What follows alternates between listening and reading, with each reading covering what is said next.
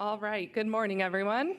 We would like to welcome world number one and FedEx Cup leader Jon Rahm to the Players Championship Media Center.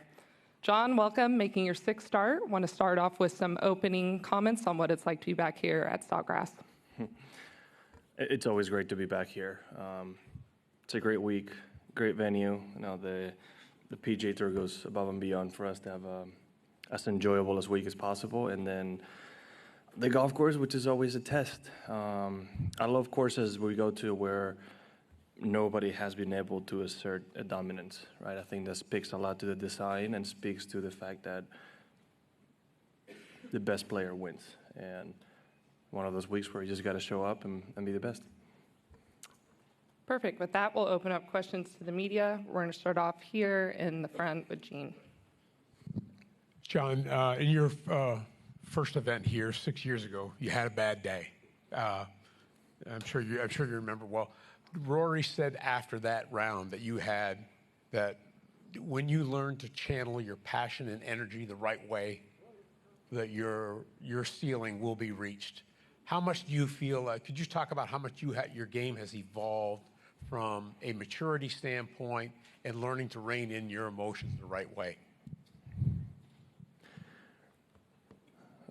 Well, I mean, it was 6 years ago, right? So I was a young 22-year-old at the time. I had turned pro and played really good and reached the top 10 in the world very, very quickly. And with that came a level of attention that you can't get ready for. So a lot of that was an adjustment period to what being a top golfer in the world is like and feels like. So I think a lot of those things go hand in hand and go together, right? And then a lot of it is maturing as a person and just having those experiences and learning from them, trying to be better. You know, we all have our deficits on the golf course, and you know, for the most part of my career as a golfer, getting angry on the golf course has helped big time. But sometimes it's been a detriment, right? And it's been a couple times in the biggest stages that it has been a detriment. So just learning that a little bit it's experience and maturity. Obviously, it's just it's life lessons, it's learning in life, and like for me, it's a work in progress always, right? It's something I need to deal with on the golf course pretty much every time, and it's been getting better, it's getting better, and hopefully it'll keep getting better. As a follow-up to that, could you talk a little bit about how much a golfer's personal life also helps in that maturity process, whether it's getting married, becoming a father, because other players have also talked about that as well? Yeah. I mean, I think what happens outside the golf course obviously is going to massively impact what happens on the golf course. I've always said I've played my best golf when I'm happy. I'm not happy because I'm playing my best golf, right? So a lot of what I've done to improve personally has been outside the golf course, and that directly correlates to what happens on the course. Perfect. We're sticking here to the left. Yeah. Hello, Jon. You've been pretty consistent in saying that you're opposed to a blanket exclusion of the LIV players from Ryder Cup. I just wonder, there's been a lot of talk about the defending champion not being here this week. Would you also be in favour of maybe an exemption for defending champions to play in events like this? I mean, yes and no. I feel like as a defending champion, you've earned the right, but we're talking about a very unique circumstance in the world of golf, right? I've always thought on those selective events that you need to qualify, CJ Cup, for example, if you were to win, you should automatically be into next year's CJ Cup to defend the tournament. It's my belief that defending champion should always be there. We're talking about different circumstances right now. Some players made a choice of going to a different golf league knowing that they weren't going to be allowed to play here. And yes, this is a massive event. It's very, very close to a major quality event, but still a PGA Tour event. So with that regard, no. Right? I don't think just him should be allowed to be here. I'm going to go over here to Dan, then we'll get a microphone up in the front to Doug. You've been on such an incredible run this year, and then last week you shoot 7 under the first round, kind of struggle the next 3 days. When that happens, is it just flush and treat it like a fluke? And 3 days? Come on, 2 days. I shot even par the last day. 2 days. It's not an easy golf course. By your standards, God. I mean, even pars. Moved up on the leaderboard. That was pretty good, I think. Do you just kind of flush it out, or is there something swing-wise that you're working to try to address? No, it's not really a big deal. I hit 5 shots in the water, 4 of them off the tee, and pretty much all of them were very, very close to being on dry land, right? So it would be very easy for me to overthink it and think that something needs to change. If I were to eliminate most of those shots, we're talking about close to top 20. I know, shoulda, coulda, woulda, right? But had I been playing at Rev or a Torrey or a different golf course, where all those shots would have been in play, I think I could have managed my game around it. It's just we're talking about a golf course where it's very, very difficult. And if you don't have your best, even at your best, it's going to be difficult to shoot an under par score. I mean, we all saw the leaders struggle on the back 9, right? So, no, it's things that happen. It's the game of golf, right? I think when things are going so well for so long, the golf gods decide to humble you a little bit, and it took, it was my turn to suffer that for a couple of days. But, I came on Sunday, finished really strong on the last 7 holes, right? I played really good 7 holes from 12 to 18. I was really happy about that. So just keep on going. There's nothing to look into, really. It's golf and a couple of bad days. Doug, go ahead, and then we'll pass it over to John. John, for years, this tournament's been known as having the strongest and deepest field in golf. Mm-hmm. How do you distinguish it now between Bay Hill last week or some of the designated events going forward, except for the extra cash? It's not going to be as big a gap as it maybe has been in the past, right? I think because of choices, some people may think of opting out of some of those designated events, but nobody's going to opt out of this one. And I think there is a difference between strictly world ranking points, money, and FedEx Cup points, and then the legacy that a tournament has, right? I mean, winning this event is a big step forward to a Hall of Fame career, right? That's you are the Players' Champion, right? Arguably, very close, as close as you can get to being a major champion without officially being one. So I think that the magnitude of the event and the golf course that comes with it, what I just mentioned, right? When you come down the stretch and you play those final, what is it? We can include 13 depending on pin position, but 14 through 18 are no joke. And if you can get, through that and become the champion, it's a very unique tournament, a very unique championship, right? It is our championship. So I think that's what makes it different to some of the other events. A quick follow-up. How would you distinguish the 3-hole closing stretch in terms of difficulty and excitement this week and last? Oh, man. Well, you get par 5, par 3, tough par 4. I think both of them depend drastically on the wind direction, right? If you get 17 and 18 downwind in either one of them, the par 5 would be into the wind, but, I'd rather have a par 5 into the wind and play 18 downwind, be able to not have to hit a driver or 3-wood off the tee and still have a wedge in my hand. So it all depends on wind conditions.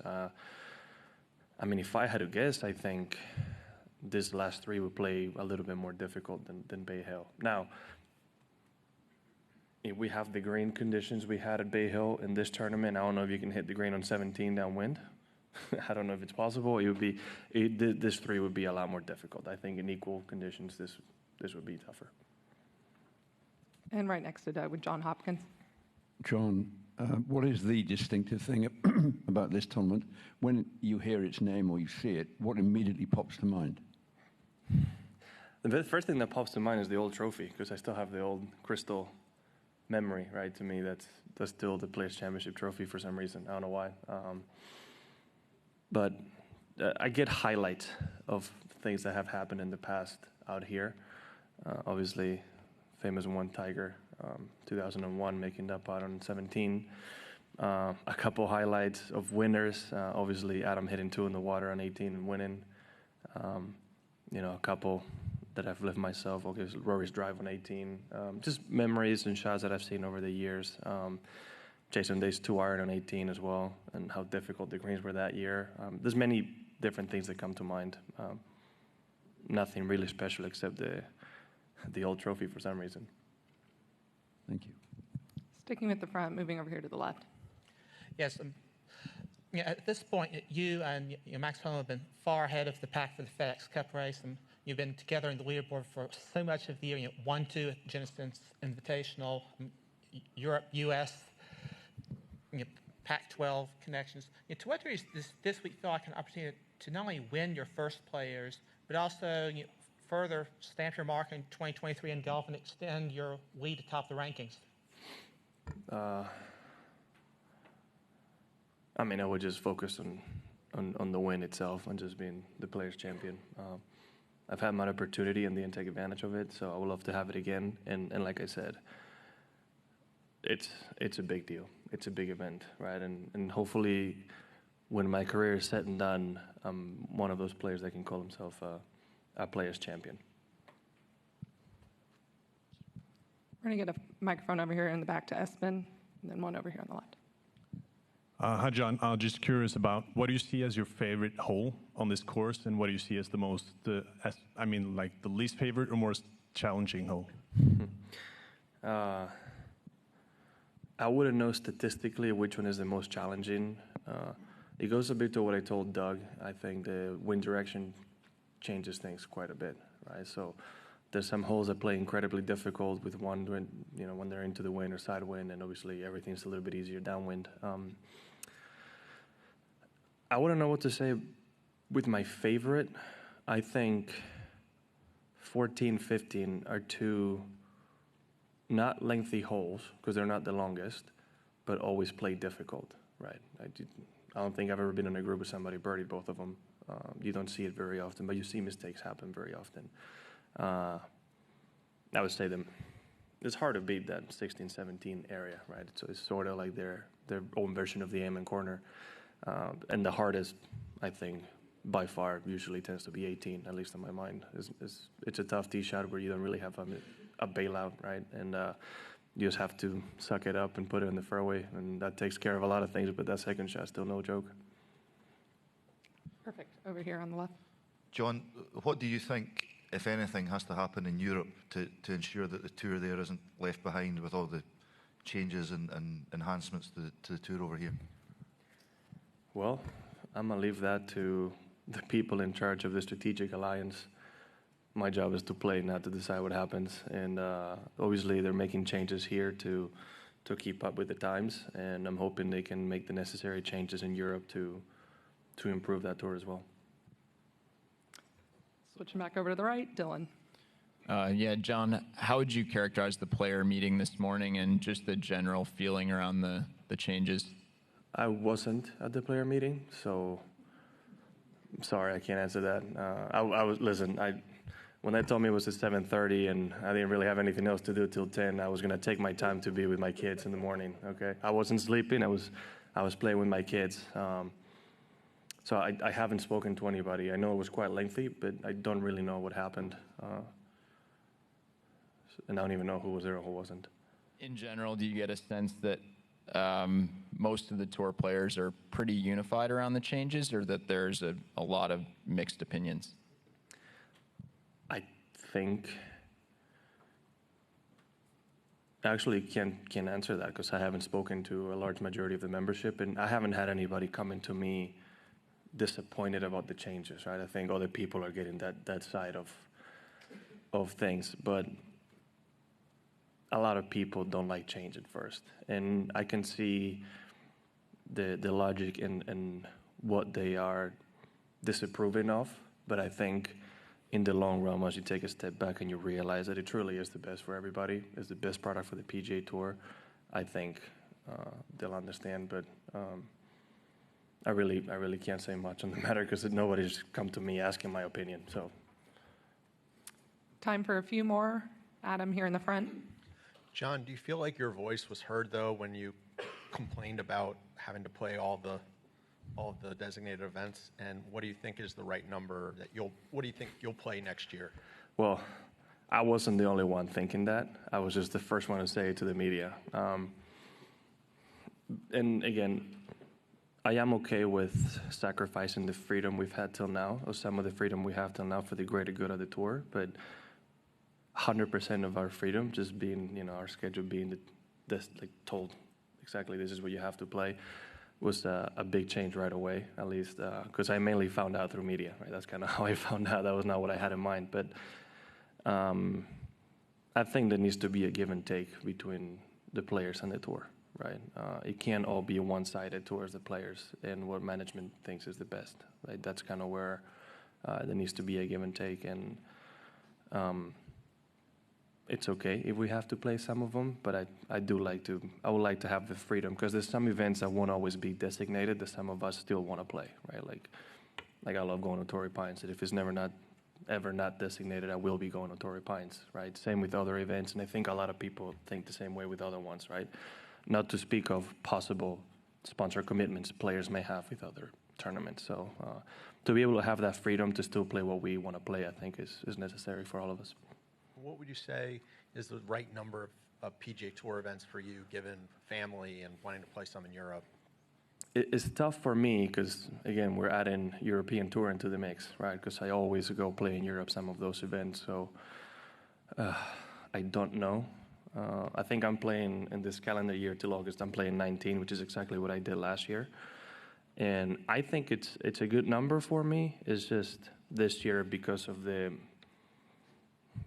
without having the ability to make changes on the schedule, for me, it's going to be very, very busy until the Travelers Championship, and then after that, I'll have some freedom. So, if you could schedule it in a way where we have more time off in between tournaments, like a 2-on, 2-off type deal, I think I'm okay with playing 19, 20. I don't know where other people are at. Since I've had to go to Europe, I've been playing 25, 26 for 5, 6 years. So for me, it would be playing a little bit less, so which would be nice. But that's a question for more of the membership than just me. We're going to take our final two. We have Malti here, and then we'll finish up with Alex. Hi, thanks for taking my question. I'm Malti from Bloomberg News. I was just wondering, in terms of some of the policies and the policy changes that are happening right now at the PGA, and there have been a lot of changes since the litigation began with Live Golf, I'm wondering if, and there has been some discussion about this among golf watchers, about how some of the changes might potentially, push some of the PGA players to maybe consider moving to Live. So yeah, I was just wondering, even with, the designated events with no cuts, policies like that, if folks are unhappy, do you think they may, be emboldened to look at other options like Live Golf? If you're not happy with the product, they're free to do as they choose. I wouldn't know what to say. I still think that the PGA Tour gives the best flat platform for professional golfers. Obviously, they're very different products, and they differ in a lot of things, but it's not the same. So it could happen, but like I've said before, I'm no one to tell people what to do with their life and with their career. I do think the changes that are happening are very positive, very, very positive, and it's only going to make it so, the better players in the world play together more often, which at the end of the day is what the fans want to see. So I wouldn't know how to answer that exactly. And what do you think, just as a follow-up, what do you think is actually causing the PGA right now to sort of look inward and sort of make all of these changes? Is there some sort of factor or moment in time that is sort of creating that? Oh, it's Live Golf. Mm-hmm. I mean, without a doubt, without Live Golf, this wouldn't have happened. So to an extent, like I've said before, we should be thankful. This threat has made the PGA Tour want to change things. And I think I said it last week as well. I wish it didn't come to the PGA Tour being, under fire from somebody else to make those changes and make things better for the players. But I guess it is what we needed. So yeah, it is because of Live Golf. Otherwise, we wouldn't have seen any of this. Got it. Thank you so much. And we're going to take our final question from Alex on the left.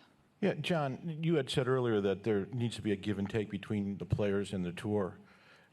Why is it that you don't feel like you're the tour? I mean, we are the tour, but I have no clue what any of the contracts with the tournaments and TV contracts or any of that means or could entail, right? So I can't go as a player to a meeting with the PGA Tour and I say, I demand all those things by tomorrow, because it may not be possible, right? That's exactly what I mean. it's easier to sell. It was easier this year to sell all these tournaments, to put up more money and make those events the designated events, guaranteeing that all those golfers were going to be in every single one of those events except one. Right? That's what I mean. There needs to be certain give and take. If you're asking every single player on tour what they want and try to implement it, God knows what would happen, right? So that's kind of what I mean. As players, there needs to be an understanding that not everything we want is possible. And maybe for all those things to happen, we need to give up a couple things that maybe are not as important as we think they are for us. That's what I mean. Okay, and one last thing. Mickelson back in the day used to talk about transparency. Do you feel like there's enough communication going back and forth between yourself and the tour for you to be able to adequately say what you'd like to see done? That's a tricky question because I don't know when Phil said that. Obviously, there's been some of us that have had more knowledge of certain things than the rest of the tour. Do I think that's right? Not necessarily, no. But it's happened way too many times where if you let information run out, that shouldn't get to the media. It always gets to the media. And then the problem is maybe that information is important to some tournaments, and I wouldn't want to be a tournament director or a sponsor finding this out through somebody else that isn't either Jay Monahan or somebody on the PGA Tour. So that's the reason for some of this communications being a little bit different. But I do agree a little bit with that stance. Yeah, I think in general, a lot of times it could be a little bit more clear with why things are done or when things are done. But I think that's what this player meeting was all about, right? Just letting the membership know. Again, like I just said, it's tricky because you can't just make everybody aware of everything at all times because it always gets out. And you don't necessarily want that private information to get out. That's all the time we have for questions. John, pleasure as always. Thanks for taking the time. Thank you.